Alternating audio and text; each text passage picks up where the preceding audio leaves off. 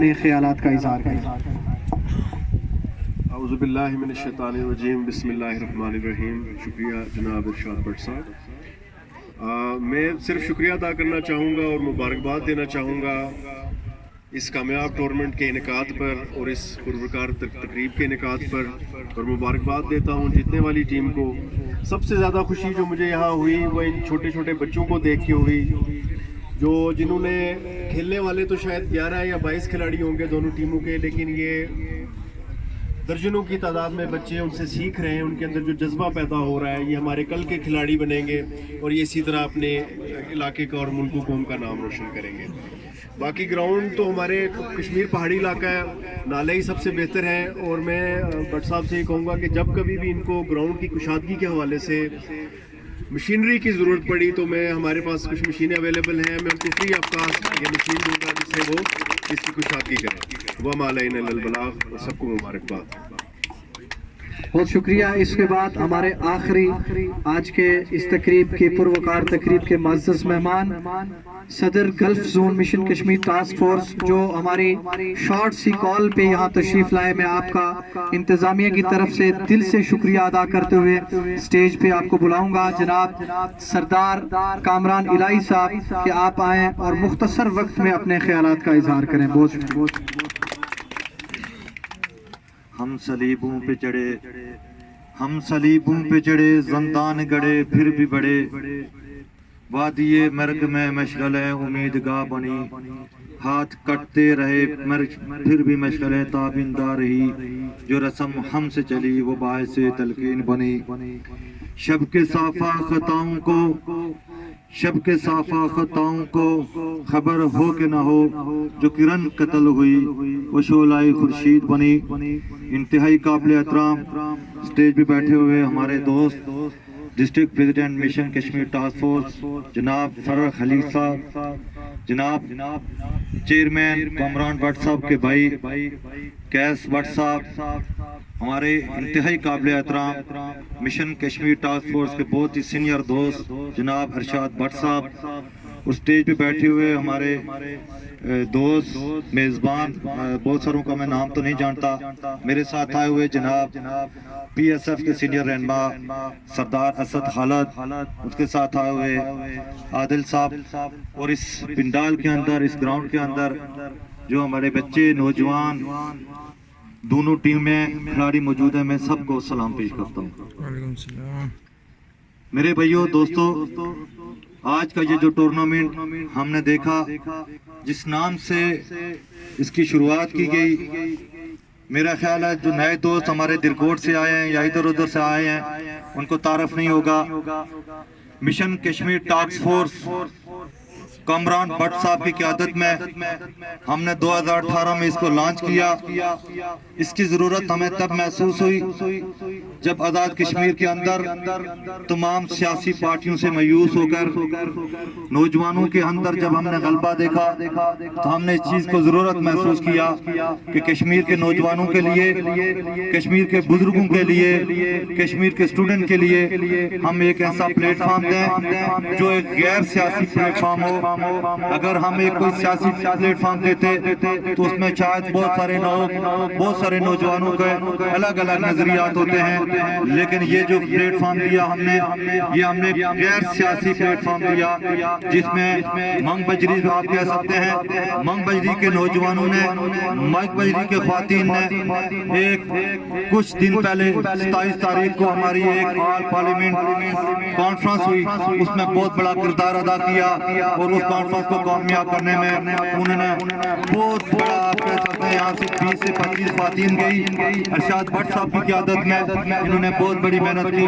میں آج کے اس پروگرام کی وساطت سے ان کا بھی شکریہ ادا کرتا ہوں، ان خواتین کا، ان بہنوں کا، ان ماؤں کا کہ جن کے اندر، جن کے دل کے اندر آج بھی کشمیر کا وہ جذبہ موجود ہے۔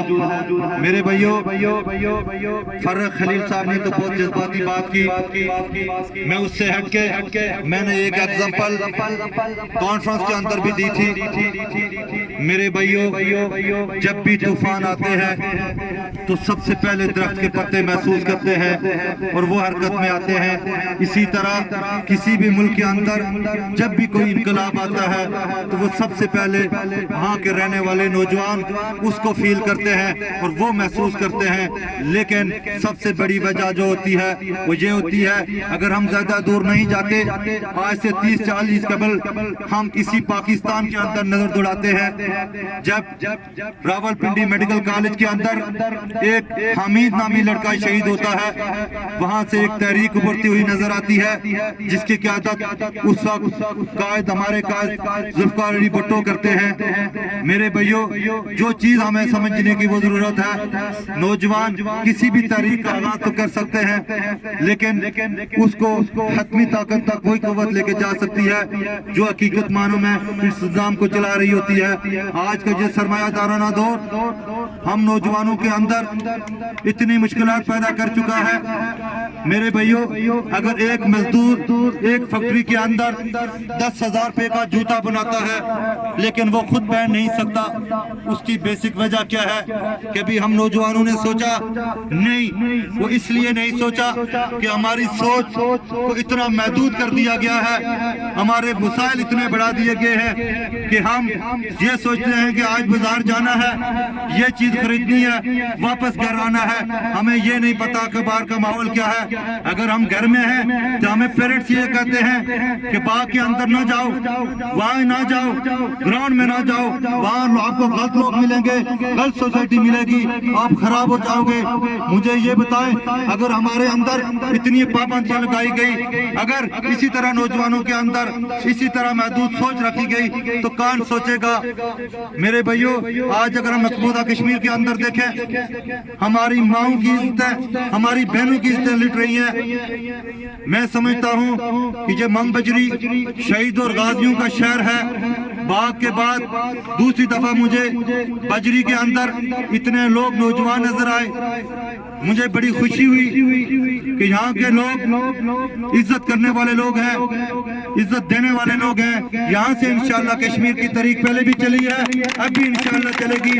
ہمارے پاس اس ٹائم منگ بجری کے اندر بھی جناب ارشاد بٹ صاحب جیسے نوجوان موجود ہیں کہ اگر آنے والے وقت میں اگر کشمیر کا کوئی فیصلہ کیا جاتا ہے تو سب سے پہلے ہم یہ کہتے ہیں، مشن کشمیر ٹاسک فورس یہ کہتی ہے، ہم نے مشن کشمیر ٹاسک فورس بنانے کا مقصد بھی یہی تھا کہ ہم یہ چاہتے ہیں کہ کشمیر کے اندر کوئی ایسا سٹیج آتا ہے کہ کشمیر کا فیصلہ ہوتا ہے تو سب سے پہلے کشمیریوں کی رائے لی جائے.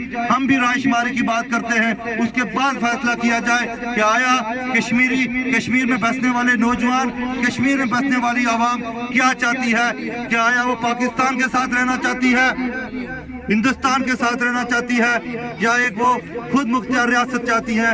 میں سمجھتا ہوں کہ اب وہ وقت دور نہیں. آپ تمام نوجوان ہمارے مشن کشمیر ٹاسک فورس کے ساتھ چلیں. انشاءاللہ آنے والا وقت آپ کا ہوگا، ہمارا ہوگا.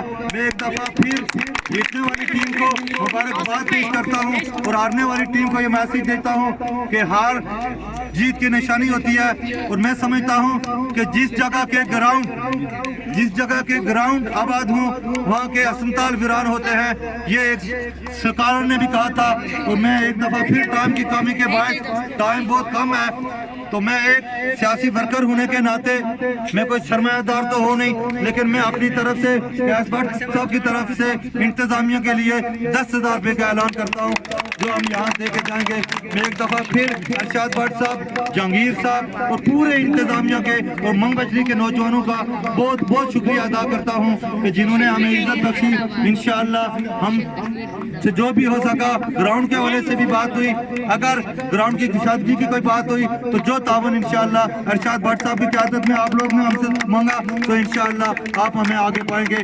تو میں سمجھتا ہوں ٹائم بھی بہت کم ہے تو میں ایک شعر کے ساتھ آپ تمام دوستوں سے اجازت چاہوں گا. کرم کرو یا ستم کرو، کرم کرو یا ستم کرو، ہم گلا نہیں کرتے، یقیناً خزاں میں پھول کھلا نہیں کرتے. مٹا دو ہم کو خاک میں، مگر اتنا یاد رکھنا ہم جیسے لوگ دوبارہ ملا نہیں کرتے.